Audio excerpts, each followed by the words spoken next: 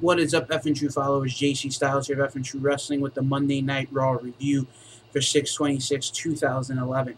Before we get into it tonight, I would just like to give a quick shout out to my boy Enyo, aka Angel, from Xbox Live. I would give you your shout out to your YouTube channel, bro, but I don't remember. And all my buddies on Xbox Live, Pedro, Tito, Laz, uh, and some Gavin, Doorman 28. But before I get into the Monday Night Raw review, I want to talk about the last closing segments of Raw. CM Punk takes the mic, sits down on the stage, and he goes, I have a few things to get off my chest. And he starts, talking about all the stuff, politics that are going on backstage behind the scenes at WWE. He's talking about how he's going to leave the WWE with the WWE with the championship on June 17th at Money in the Bank.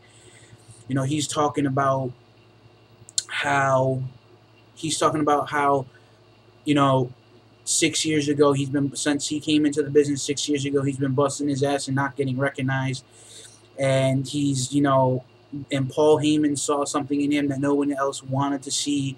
And he turned around and he goes, yes, I'm a Paul Heyman guy. And you know who else is a Paul Heyman guy? Brock Lesnar.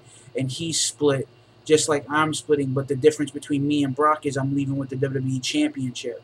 Then he starts talking about, maybe I'll go and defend that WWE Championship in New Japan Pro Wrestling. Maybe I'll go back to Ring of Honor Wrestling and defend it against Colt Cabana. And he's like, hi, Colt.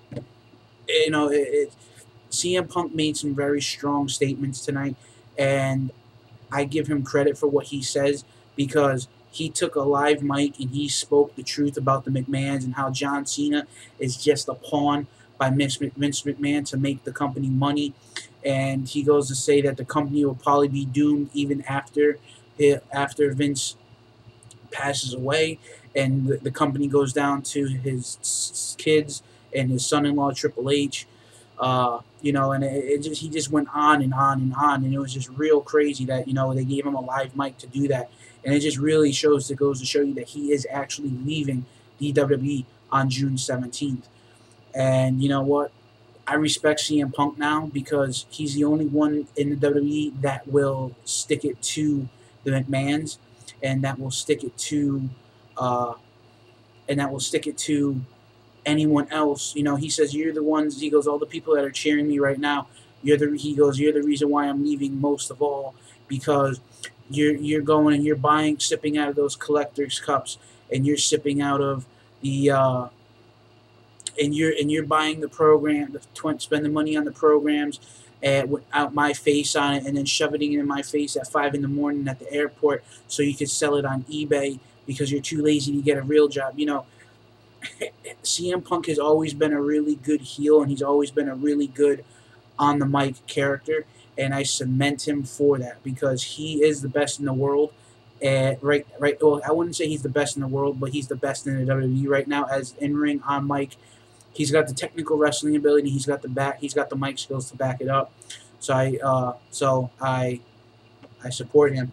Now I'm actually going to take a sip out of my WWE Collector's Cup. And you know what?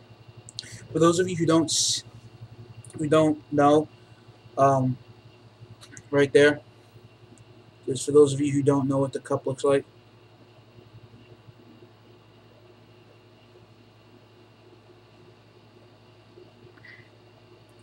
again, CM Punk isn't on here. Oh, I could have. What's funny? This is actually a different collector's cup, because the one that they had at the house show that we went to back in February, actually, no, back in March, actually had the Nexus on there. So that's a different collector's cup. But anyway, now into the Monday Night Raw roulette. We started off the night with the Shawn Michaels coming out to the ring, and he talks about how he misses the fans and how he misses us, and as a company, how he promised he was going to stay away, and how all the other Raw guest hosts came to the Raw and pretty much basically said, I'm not going to be like everyone else, and I'm not going to plug, something. And just to be funny, he plugged his new show that's going to be airing tomorrow on the Outdoor Channel, his hunting show. And he says, follow me on Twitter with Shawn. We will be following you on Twitter, buddy. And, and then CM Punk comes out and he starts talking about, you couldn't leave the business. You left the company a loser. Unlike me, I'm gonna leave the company a winner with the WWE Championship. And he goes, and Shawn, you don't have to like me. I don't like you. And he goes, you don't like me because I'm not drug free. I'm not straight edge. And he goes, well, we have different style. And then he super kicks McGillicuddy, Tunga, and then that promo starts up and they going back and forth, and all of a sudden the GM comes out and makes the match for CM Punk, which is going to go roll into. CM Punk has to spin the wheel to see who his opponent, what kind of match he's going to have, and they spin the wheel, and he actually lands on mystery opponent, and it winds up being Kane. And right there, he super kicks McGillicuddy, and he says, "Good luck with that." And Shawn makes his way out. And that's not the only time we're going to see Shawn throughout the night either. So after we come back from the commercial break, we see CM Punk versus Kane. CM Punk shows why he is the best in the world as a technical wrestler with his quick, educated feet, quick kicks. But Kane also shows why he's such a dominating big red machine, winning by countout. Second match was the match of the night, I believe, was the best match on the show. We saw Evan Bourne take on Sin Cara in this roulette match of no countouts. Match starts, we see them going at it. We see some deep arm drag, shades of the Hall of Famer Ricky the Dragon Steamboat. Bourne hits a double feet stamp, followed by Sin Cara's attempt at a springboard back elbow. Then we lead into a head scissors attempt out to the outside of the ring. We see a suicide dive out of the ring on Bourne. Sin Cara hits a springboard crossbody.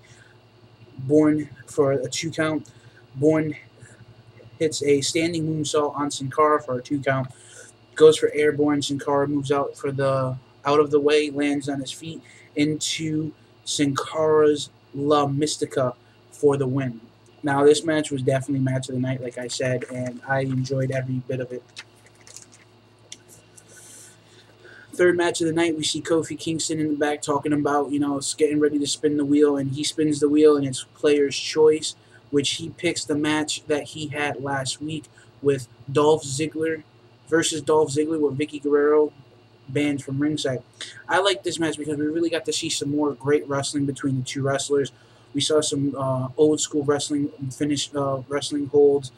The finish is when Ziggler went to throw Kofi outside of the ring, and Kofi kind of caught himself on the ropes between. He was like this. The rope was here, and he kind of used his shoulders to block the rope, so not all the force was coming down on the back at the bottom of his neck. Then pretty much hits the Trouble in Paradise on a turning around Dolph Ziggler for the win. For the fourth match, we see Alberto Del Rio in the back at the roulette wheel, and Maurice is talking to him, and he says, "Hey, Maurice," he's talking to her in Spanish. He's playing the suave, Rico Suave type move. Then he pulls her aside and has her spin the wheel for good luck. It winds up landing on steel cage match against Big Show. Del Rio comes out in a nice yellow Lamborghini. Big Show in the steel cage is never a good thing. Mark Henry comes out and stalks the ringside area, and Big Show overpowers Del Rio. Big Show then hits a superplex off the second rope. Mark Henry walks up to the stairs and rips the door off its hinges. Del Rio runs out and escapes for the win. Post-match, Mark Henry puts Show between the ropes and rams the cage door. Rams Show with the cage door. The cage wall kind of busts out because of the weight and the impact between Show and the impact of the cage door hitting Big Show. Then we move into the Divas match, which was Kelly versus Nikki Bella, which was another roulette match, which led to a submission match. Match was like 2 minutes long, 2-3 minutes long. We wound up seeing a really good armbar by Nikki on Kelly Kelly. Just when you thought Kelly Kelly was going to tap out, we wind up seeing Kelly Kelly pick up the win with a Boston Crab. Then we see a tornado tag team match, Mysterio and Alex Riley. First we see Booker T, DDP, McIntyre, and HBK. Booker T's out there talking to DDP, and then showing the DVD. And then he turns around and we see McIntyre come in. He's like, there's people in the back that are talking about how you guys are old fossils, this, that, and the other. And he basically turns around and he goes, I'm not the one, but he goes, you guys are taking up my TV time, and if you guys don't leave in the 10 minutes, you're going to be leaving on a stretcher. Lo and behold, he winds up turning into a Sweet Chin Music from HBK, and they're talking, Booker T, DDP, and HBK, and Shawn takes the DVD. He's like, I want to let you guys know something, and it's very important that you listen to me when I say this. He goes, I've never seen any of this stuff. And Booker was like, why? He's like, because I was working. So basically he was saying that he was working against WCW in the Monday Night Wars. Then we see Mysterio, Alex Riley versus The Miz and Swagger. I like this match because you don't see these type of matches a lot. This match was very good. Ray went for a crossbody. Swagger caught him in the mid-air. Uses Miz as a knee gut buster. Ray hits Miz, Dust Buster on Ray. I'm sorry. Miz does a inverted DDT on Ray. Sets Swagger up for the 619. A-Ray kicks Swagger in the face.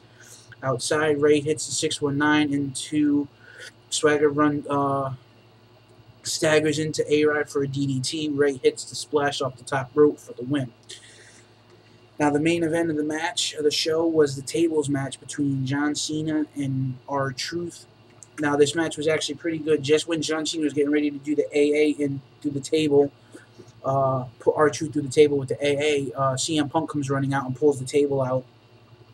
Then CM Punk gets in the ring and kind of distracts Cena, and when CM Punk was going to get ready to get hit with the AA, CM Punk jumped off, and then we see R-Truth kind of speared Cena through the table for the win. I already talked about the closing segments. They actually cut CM Punk's mic off, and he was talking about John Laurinaitis, who is I believe, WWE's head of the creative team. And, like I said, I definitely, I've always been a CM Punk fan. I mean, yes and no, I wasn't. Yes and no, on and off, I was. I liked him. I didn't like him. But I respect the decision that he's making to leave the company because he's not being used. I mean, the last couple of months, he's been really on the downward spiral in the company. And I think he's definitely needs to push. It's unfortunate that he's going to leave the company. I hope that he'll, maybe go to TNA. Which I'm surprised that he didn't mention that because TNA is on fire right now. It looks like we're gonna have a stacked Destination X for July, and it looks like TNA is gonna be good throughout July. So we had some good news about that, and TNA going out on the road with Impact every other week. So, for F and True Wrestling, I'm JC Styles. This has been my Monday Night Raw review. Hopefully you enjoyed it. And have a good night.